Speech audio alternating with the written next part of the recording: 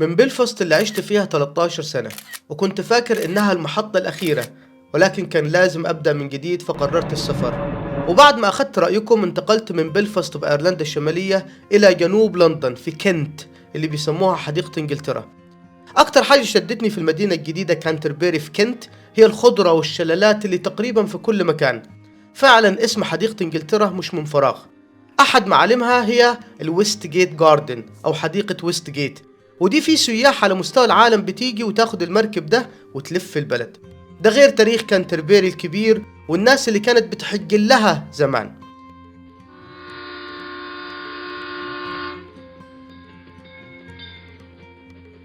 الحمد لله الوظيفة الجديدة هي محاضر خبير سينيور ليكتشرر في هندسة الطاقة بجامعة كانتربري. المنصب ده بيوازي في جامعات تانية أستاذ مشارك Associate Professor.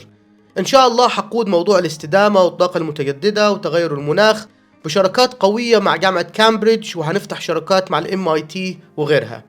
الجامعة تبعد حوالي 50 دقيقة بس من لندن، احنا حرفيا جنوب لندن.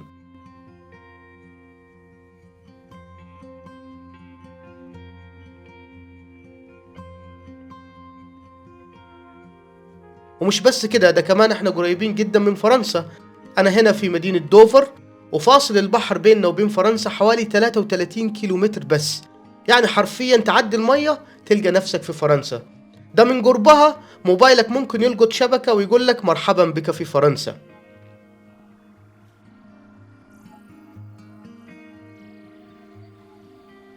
ودوفر دي مشهورة كمان بالوايت كليف، المنحدرات البيضاء اللي بتطل على البحر مباشرة. في الأيام الصافية تقدر تشوف فرنسا بعينك، ومن الشاطئ تقدر تشوف البواخر اللي جاية من هناك يوميا.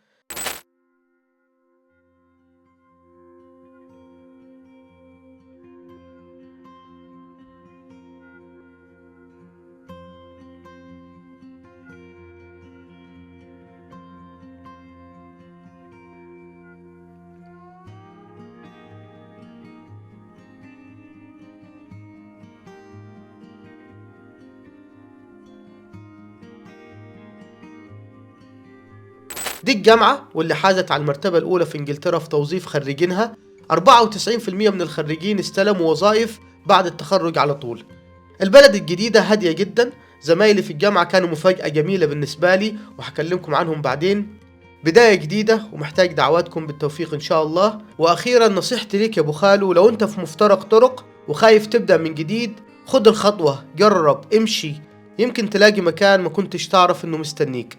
كانتربري، بداية جديدة إن شاء الله.